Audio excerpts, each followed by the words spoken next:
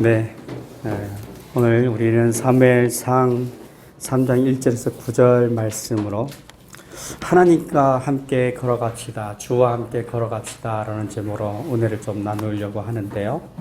여러분 주보의 나눔지에 보시면 마음을 열며 있죠? 우리 한번 같이 읽도록 하겠습니다. 찾으셨습니까? 마음을 열며 우리 같이 읽겠습니다. 시작. 하나님께서 세상을 창조하시고 역사를 시작하신 이후 인류는 많은 위기를 지나왔습니다. 첫 번째 위기는 첫사람 아담 때부터였습니다. 아담은 하나님께서 지으신 에덴 동산에 살고 있었지만 하나님의 말씀을 지키는 데에는 게을렀습니다. 아담은 마귀의 유혹을 이겨내지 못했고 하나님의 말씀을 따르지 못했습니다. 결국 그들은 에덴에서 쫓겨나 지금 우리가 살아가는 모습으로 일상을 살게 됩니다. 추위와 더위를 견디고 땀을 흘리며 땅을 일구어 살아야 했습니다. 자, 넘겨서요. 계속해서 한번 읽어보겠습니다. 같이 시작. 시간이 지나 아담의 후손들은 크게 번성하였습니다. 하지만 그들의 번성은 축복이 되지 못하였습니다. 아담의 후손들은 아담이 그랬던 것처럼 하나님의 말씀을 따르기보다 자기들이 보기에 좋은 것을 추구하며 살았습니다. 그리고 그 결과는 죄악이 가득한 세상을 만드는 것이 되었습니다. 그렇게 인류는 두 번째 위기를 맞게 됩니다. 노아 시대, 하나님께서 세상을 지으신 것을 후회하실 정도로 이 땅에는 죄악이 넘쳐나고 있었습니다. 하나님께서는 세상을 심판하시기로 작정하시고 의인이었던 노아는 살리기로 결정하셨습니다. 노아는 하나님의 말씀을 따라 방주를 만들었고 40일간 이어지는 엄청난 홍수 속에서 살아남을 수 있었습니다. 그리고 인류는 노아로부터 다시 시작되었습니다. 시간이 흘러가자 인류는 다시 크게 번성하였습니다. 그러나 그들의 기억 속에는 하나님의 무서운 심판이 남아 있었습니다. 그들은 그 기억을 통해 하나님과 함께 사는 방법을 찾아야 했지만 그들은 하나님으로부터 벗어날 수 있는 방법을 찾았습니다. 그들은 대단히 크고 높은 성을 쌓아 올렸습니다. 이것이 인류가 맞은 세 번째 위기입니다. 하나님은 그들을 찾아오셨고 그들의 반항을 보셨습니다. 그러나 놀라운 것은 하나님께서 인류를 벌하시는 방법이었습니다. 하나님은 인류를 멸망시키는 대신 말을 흩으심으로 민족을 일으키셨습니다.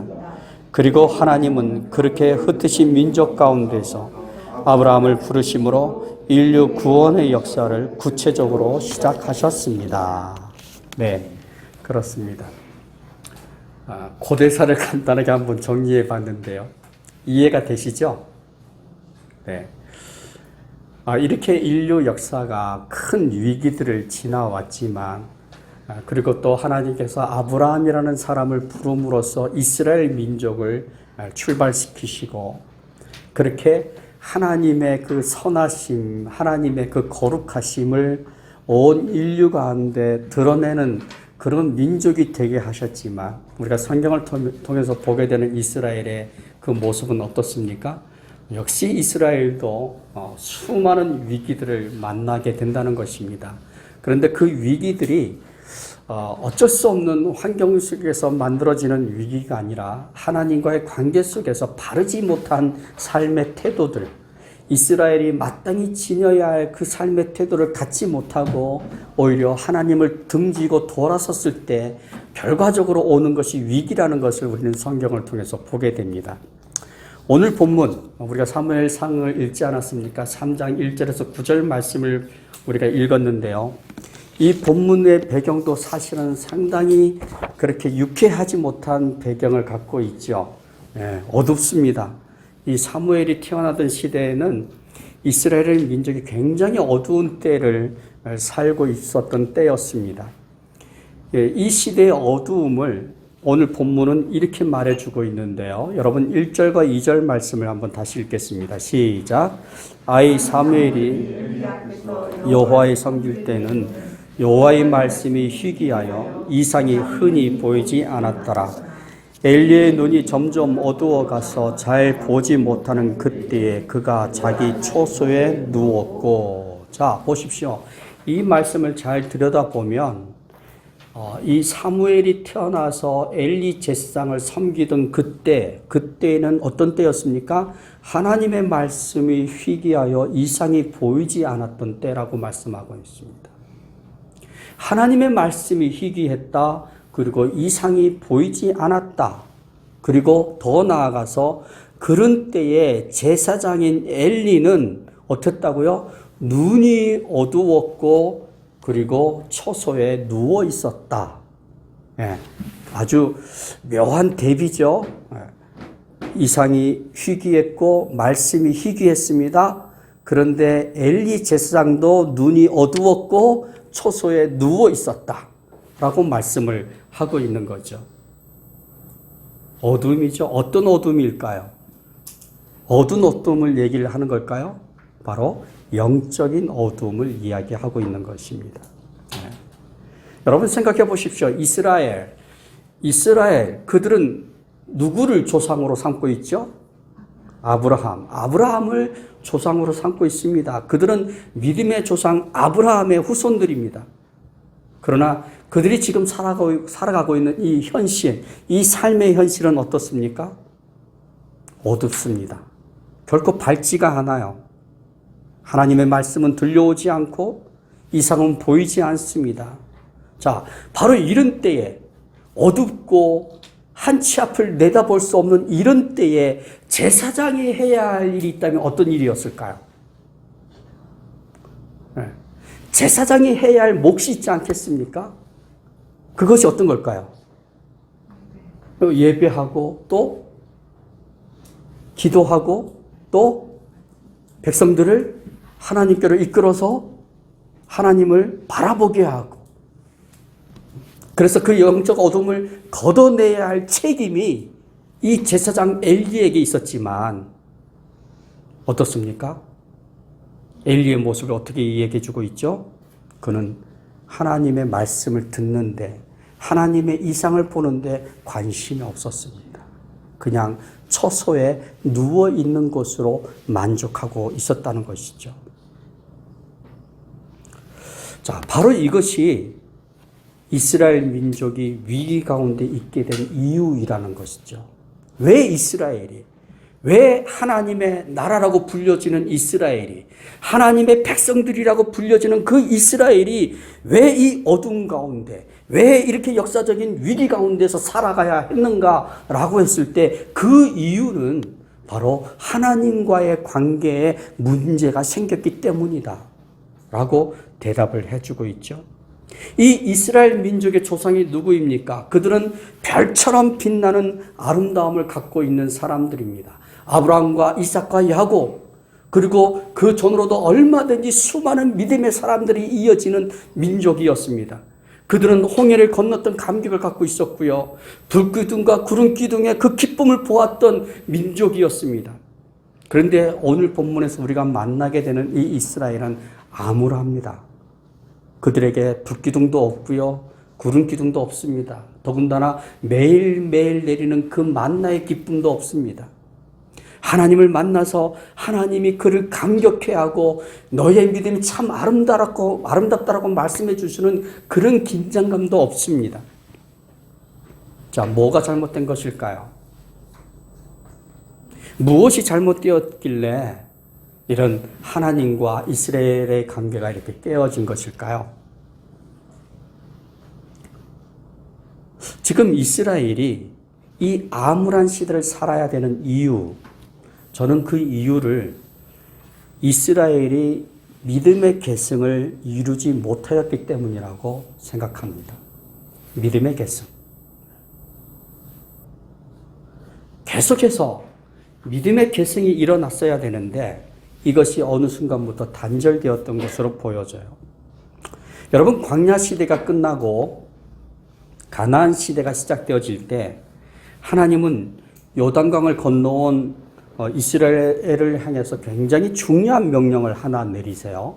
어떤 명령을 내리시냐면 이스라엘이 요단강을 건너온 그날에 그들이 쉬고 있는 그 야영지에다가 요단강 안으로 들어가서 요단강 안에 있는 돌들을 주워오게 하죠. 12돌을 주워오게 합니다. 그런데 그 돌들이 조그마한 돌들이 아니라 어깨에 매야 할 정도의 큰 돌을 말씀하시죠. 그래서 어깨에 매서 와서 그 야영지에 12돌을 세우는 거예요. 자, 왜 그런 명령을 하셨을까요? 자, 한번 여호수아 4장 6절 7절 말씀을 같이 읽겠습니다. 시작. 이것이 너희 중에 표징이 되리라. 후일에 너희의 자손들이 물어 이르되 이 돌들은 무슨 뜻이냐 하거든 너희 그들에게 이르기를 요단 물이 여호와의 언약궤 앞에서 끊어졌나니 곧 언약궤가 요단을 건널 때에 요단 물을 끊어졌으므로 이 돌들이 이스라엘 자손에게 영원히 기념이 되리라 하라 하니라. 아멘. 자, 무슨 이야기입니까?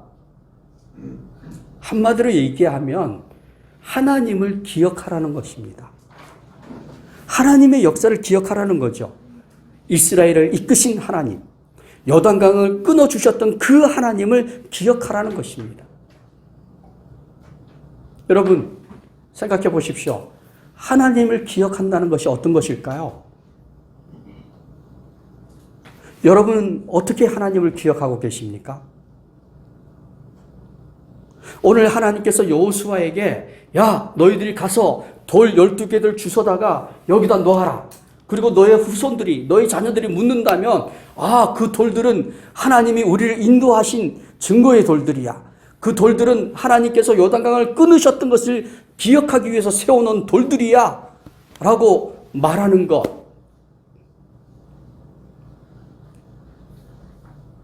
그것을 기억하라는 거 아닙니까? 그런데 기억한다는 게 뭐예요? 어떤 거죠? 그냥 옛날 일을 추억하는 것입니까? 그런 것이 기억인가요? 물론 추억한다는 것은 기억을 하기 때문에 추억을 할 수 있는 것인데요. 하나님이 이 돌들을 세우라고 하실 때는 단순히 옛날 일을 추억하라고 세우는 것은 아니죠. 그죠? 어떤 의도가 있는 것입니다. 하나님을 기억한다는 것, 그것은 바로 하나님의 구원하심을, 하나님의 인도하심을 구하게 하는 것입니다. 옛날에도 하나님께서 우리 조상들을 구원하셨고, 옛날에도 하나님이 우리 조상을 인도해 주셨는데, 그렇다면 오늘도 하나님이 나를 인도하시고, 나를 구원하실 것이 아닌가. 그러니 내가 이 돌을 바라보면서 우리 조상을 인도하신 하나님을 기억하면서 하나님, 내 삶을 인도하여 주시옵소서. 하나님, 내 삶을 구원하여 주시옵소서 라고 기도하게 하는 것, 그것이 바로 하나님을 기억하는 이유가 되지 않겠습니까? 네.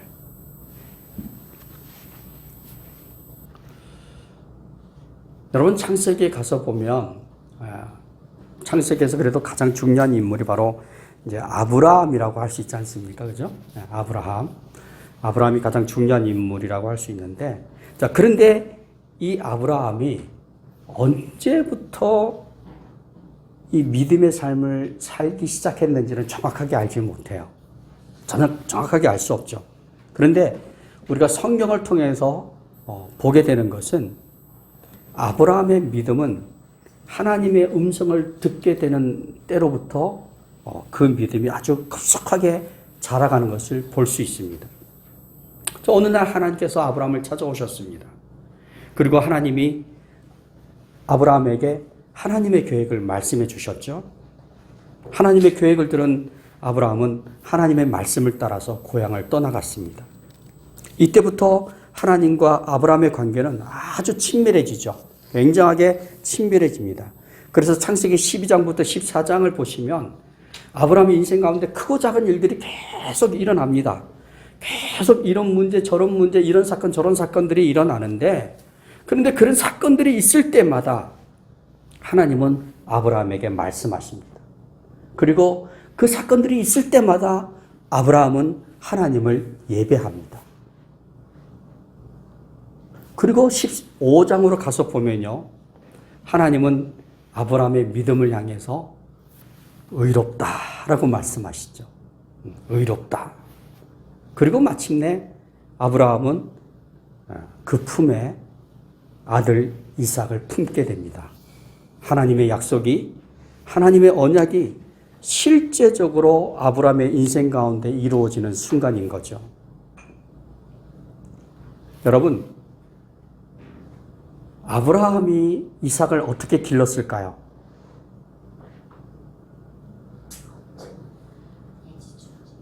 애지중지하면서 길렀을 거다. 네, 그렇죠. 뭐 100살이 나왔으니까 어마어마한 거죠. 네, 애지중지. 네. 어떻게 길렀을까요?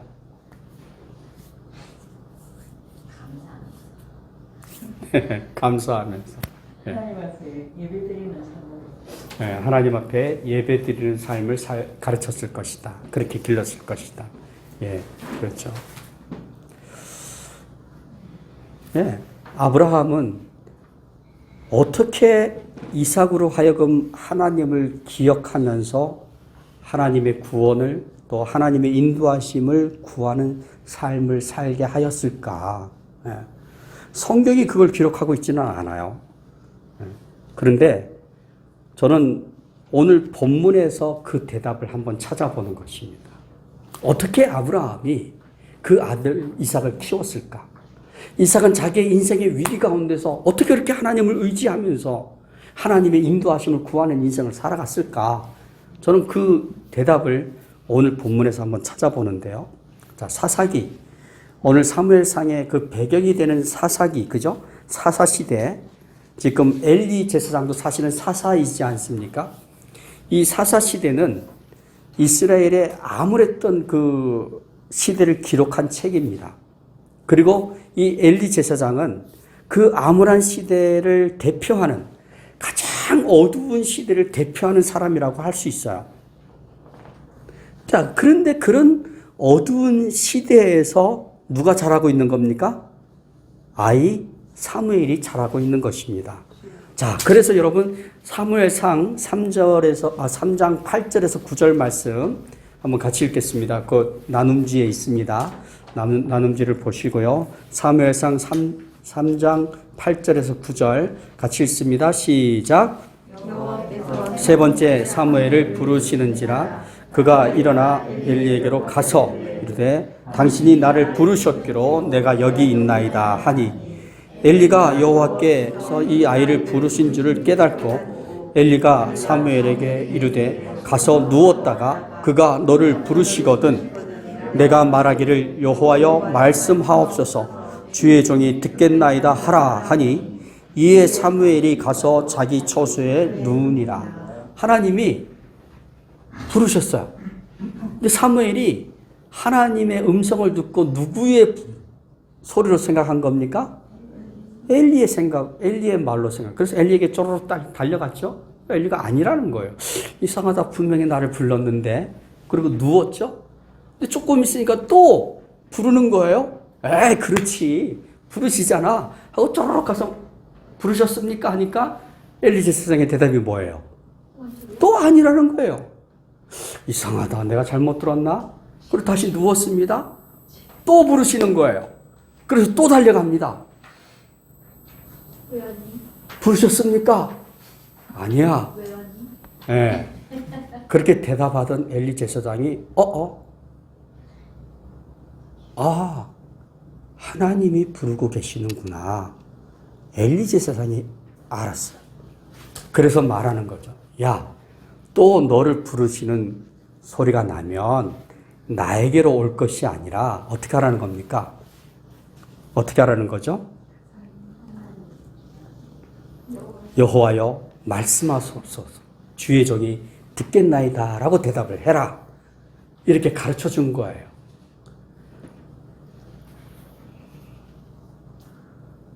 여러분 잘 보십시오. 사무엘은 제사장을 도와서 하나님을 섬기는 자로 살고 있었지만 사무엘은 하나님을 몰랐습니다. 그죠? 하나님이 사무엘을 찾아오셨지만 그렇게 찾아오셔서 그를 부르셨지만 사무엘은 하나님의 음성을 알아채지 못했습니다. 이것이 일반적인 사람들의 모습인 거예요. 그런데 이것은 참 어떻게 보면 안타까운 것입니다. 불행한 것이죠. 위기인 것입니다. 하나님의 음성을 알아채지 못하는 것은 정말 인생의 큰 위기가 될 수 있습니다. 자, 그런데 9절을 보십시오. 9절에 보면, 우리 9절 다시 한번 보십시오. 그 9절에 보면 눈이 어두워서 듣지 못하고 보지 못하던 엘리 제사장이 뒤늦게 눈치를 채고 다시 말해주는 거죠. 야, 이제 누가 또 너를 부르면 그것은 하나님이 너를 부르시는 것이니까 하나님께 대답을 해라 라고 알려줍니다. 자, 그렇게 그 하나님을 향해서 대답하도록 알려주는 이 엘리의 영적 상태는 어떤 상태였습니까? 사실은 영적 감각이 다 상실된 사람이었어요. 그런데 엘리는 영적 감각으로 그 하나님의 찾아오심을 알게 되는 것이 아니라 경험으로 아는 거죠. 경험으로. 이 경험으로 하나님이 사무엘을 찾아오셨다는 것을 알게 되었습니다. 여러분, 창세기 26장으로 와서요. 그 26장을 보시면 사랑하는 어머니를 떠나보낸 이삭이 리브가를 맞아서 결혼을 하게 되지 않습니까? 그래서 행복한 삶을 시작하나 싶었는데 얼마 되지 않아서 아버지 아브라함이 또 죽음을 맞이하게 되죠. 그래서 졸지에 이삭은 홀로 남게 되었습니다. 그런데 시간이 얼마 지나지 않아서 이삭의 삶에 아주 큰 위기가 닥쳐옵니다. 어떤 위기입니까? 아버지 아브라함 때 있었던 큰 흉년이 닥쳐오는 거죠. 그야말로 이 이삭의 인생에 큰 위기가 온 것입니다. 어떻게 해야 될까요? 어떻게 해야 될까? 어떻게 해야 이 가정을 지키고 어떻게 해야 아버지가 물려준 이 가업을 지킬 수 있을까? 이삭은 아마 날마다 고민했을 것입니다. 여러분 한번 생각해 보십시오. 이삭이 이 위기를 지나가기 위해서 필요한 것이 있다면 그것은 어떤 것일까요?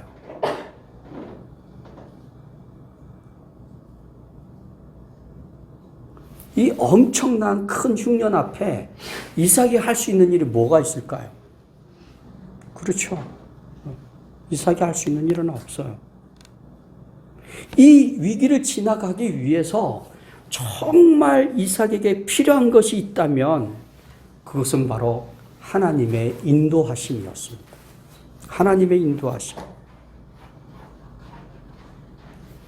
위기 가운데 있을 때 우리를 도우시는 하나님을 만나는 것보다 더 중요한 것은 없습니다.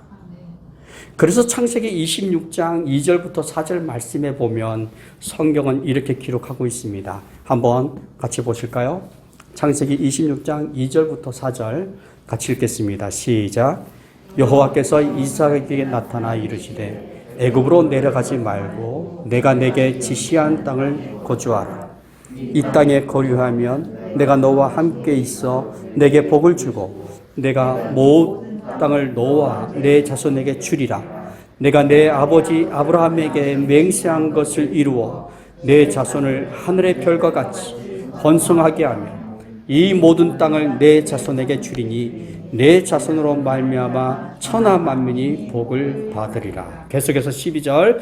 이삭이 그 땅에 농사하여 그 해에 100배나 얻었고 여호와께서 복을 주심으로. 아멘. 자, 이 큰 흉년 앞에서 이삭이 할 수 있는 일은 아무것도 없었습니다.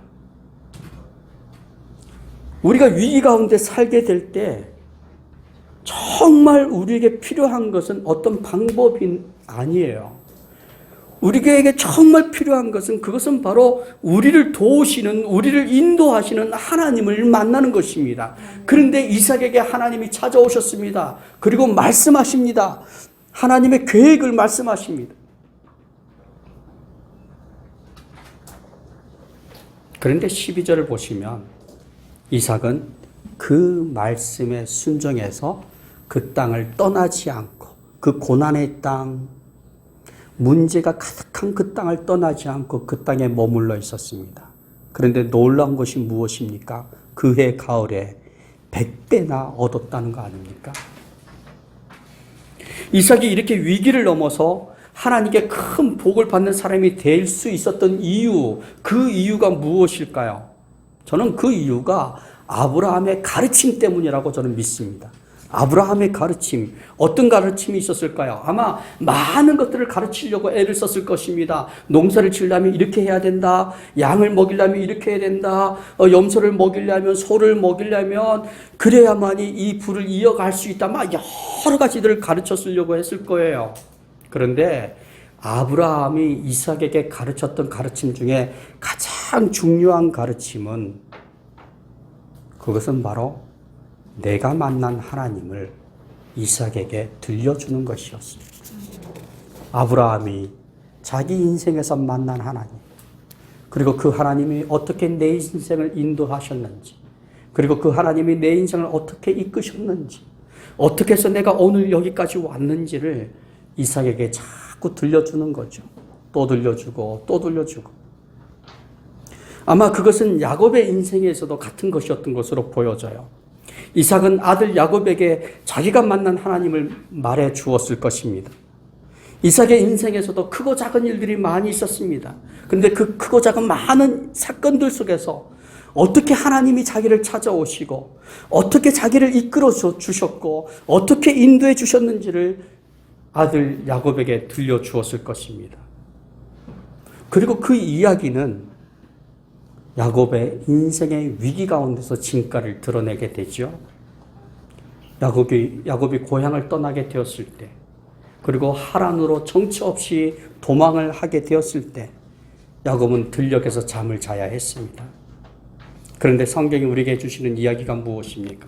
그날 밤, 야곱이 그 들녘에서 잠을 자고 있을 그때에 하나님이 야곱을 찾아오신다는 거죠. 그리고 하나님이 찾아오심을 야곱은 깨닫게 됩니다. 꿈이죠. 사실은 꿈입니다. 꿈, 일장춘몽이라고 하지 않습니까? 꿈입니다. 물론 좀 특별한 꿈이긴 하지만 그것은 분명 꿈이었습니다. 그런데 여러분, 창세기 28장 16절을 한번 보십시오. 그 16절을 보시면 야곱은 그것을 꿈으로 이해하지 않고 현실로 받아들이고 있어요. 자, 한번 같이 읽겠습니다. 시작. 야곱이 잠이 깨어 이르되 여호와께서 과연 내가 알지 못하였도다. 꿈이 아니에요. 꿈으로 보았지만 야곱은 그것을 현실로 보았습니다. 과연 여기에 하나님이 계시구나. 그러면서 야곱은 이렇게 하나님을 향해서 기도합니다. 20절에서 22절 같이 읽습니다. 시작. 야곱이 서원하여 이르되 하나님이 나와 함께 계셔서 내가 가는 이 길에서 나를 지키시고 먹을 떡과 입을 옷을 주시어 내가 평안히 아버지 집으로 돌아가게 하시오면 여호와께서 나의 하나님이 되실 것이요 내가 기둥으로 세운 이 돌이 하나님의 집이 될 것이요 하나님께서 내게 주신 모든 것에서 10분의 1을 내가 반드시 하나님께 드리겠나이다 하였더라. 아멘. 이제까지 야곱에게 있어서 하나님은 아버지 이삭의 하나님이었습니다. 그런데 지금 아버지 이삭의 하나님이었던 그분이 지금은 나의 하나님으로 내 인생의 인도자로 나를 찾아오시는 것이죠. 그리고 야곱은 그날 아침에 하나님을 향해서 자기의 인생을 맡겨드린 겁니다. 하나님, 제 인생을 인도해 주십시오. 내 인생을 이끌어 주십시오. 우리 아버지를 이끄셨던 것처럼, 우리 아버지를 인도하셨던 것처럼, 우리 할아버지 아브라함을 인도하셨던 것처럼 그렇게 내 인생을 인도해 주십시오. 내 인생을 이끌어 주십시오. 사실 어떻게 보면 그날 밤의 사건은 단순한 꿈으로 생각할 수도 있었습니다. 그렇지만 야곱은 그 꿈속에서 하나님이 찾아오시는 모습을 보았던 거죠. 꿈속에서 하나님이 나를 찾아오시는 모습을 볼 수 있었던 이유, 그 이유가 무엇입니까? 바로 이삭이 들려준 하나님에 대한 이야기입니다. 아들아, 하나님은 참 좋으신 분이란다. 하나님은 내 인생의 위기 가운데 나를 버려두신 적이 없어. 아들아, 하나님은 우리를 이끄시는 분이야. 아브라함이 이삭에게 들려주었던 것처럼 이삭은 자기가 만난 하나님을 아들 야곱에게 들려주었습니다. 그리고 그 이야기들은 야곱이 당하게 된 이 위기 가운데서 하나님이 찾아오신다는 것을 깨닫게 하는 중요한 가르침이 되었던 것입니다. 하나님이 찾아오신다는 것을 알게 될 때 우리의 인생은 하나님이 이끄시는 인생, 하나님이 인도하시는 인생이 되는 것입니다. 물론 우리가 살아가야 할 인생입니다. 우리가 헤쳐가야 할 인생입니다.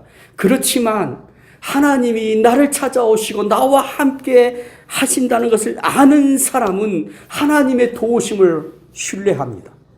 하나님의 인도하심을 신뢰합니다. 그리고 하나님이 복되게 하시는 그런 인생을 살게 되는 것이죠. 여러분, 사무엘의 인생이 그렇지 않습니까? 그는 역사적으로 아무런 때에 태어났습니다. 어두운 시대 가운데 자라고 있었습니다. 사무엘은 영적 감각을 다 상실해버린 그 엘리 제사장의 몸종이었을 뿐입니다. 그런데 사무엘이 하나님의 방문을 깨닫고 하나님의 말씀 앞에 귀를 기울이고 그 말씀을 따르기 시작했을 때 성경이 하시는 말씀이 무엇입니까? 자, 한번 같이 읽어보겠습니다. 사무엘상 3장 19절부터 21절인데요. 자, 나눔지에 있죠. 같이 읽겠습니다. 시작. 사무엘이 자라매 여호와께서 그와 함께 계셔서 그의 말씀이 하나도 땅에 떨어지지 않게 하시니 단에서부터 부엘세바까지의 온 이스라엘이 사무엘은 여호와의 선지자로 세우심을 입은 줄을 알았더라. 여호와께서 실로에서 다시 나타나시되 여호와께서 실로에서 여호와의 말씀으로 사무엘에게 자기를 나타내시니라. 어둠이 떠나갔습니다. 보이지 않던 그 이상이 보이기 시작하였습니다. 들리지 않던 하나님의 말씀이 들려오기 시작했습니다. 누구를 통해서요? 사무엘을 통해서. 하나님이 찾아오심을 깨달은 사무엘을 통해서 그동안 그렇게 어둡던 시대, 그렇게 암울했던 시대가 거쳐지고 하나님의 소리가 들려오기 시작하는 것이죠. 여러분, 우리 시대는 굉장히 불확실한 시대입니다. 사실 어두운 시대이죠. 이 사무엘의 시대처럼 앞을 내다볼 수 없는 어둠이 있는 시대입니다. 어떻게 보면 우리들의 시대보다는 우리의 자녀들이 살아갈 그 시대는 더욱 불안하고 더 어둡게 보여집니다. 어떤 세상이 펼쳐질지 예측하기가 힘든 그런 시대입니다. 어떻게 해야 될까요? 우리가 사랑하는 아이들을 위해서 우리는 무엇을 해줄 수 있을까요? 아브라함처럼 하시기 바랍니다. 아브라함이 그 아들 이삭에게 들려준 대로 그렇게 여러분이 만난 하나님을 여러분들의 자녀들에게 들려주시기 바랍니다. 이삭이 그 아들 야곱에게 들려준 대로 여러분의 인생에서 만난 하나님, 내 인생을 인도하시고 내 인생을 이끄신 그 하나님의 이야기를 들려주시기 바랍니다.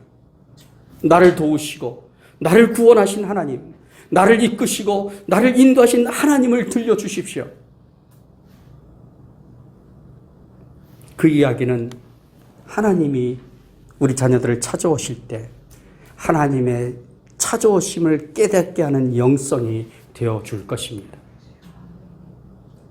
하나님의 찾아오심을 깨닫는 것, 그것은 인생의 새로운 지평을 여는 것과 같습니다. 하나님의 찾아오심, 이것은 이제까지와는 전혀 다른 하나님이 이끄시는 인생이 시작되어지는 것입니다. 하나님과 함께 걸어가는 인생, 그것은 하나님의 찾아오심을 깨닫는 것에서부터 시작되어집니다. 사랑하는 성도 여러분, 여러분들에게 하나님은 어떤 분이십니까? 여러분들의 인생에서 하나님은 어떤 분이십니까? 여러분이 만난 하나님, 그 하나님이 여러분들의 자녀들을 찾아오시면 우리가 보기에 아무리 불안해도 아무리 불확실해도 안심할 수 있습니다. 왜냐하면 하나님이 인도하실 것이기 때문입니다. 여러분들의 자녀들이 하나님 안에서 하나님과 함께 인생을 살아갈 수 있도록 여러분들이 만난 하나님을 이야기해 주시기 바랍니다. 기도하시겠습니다.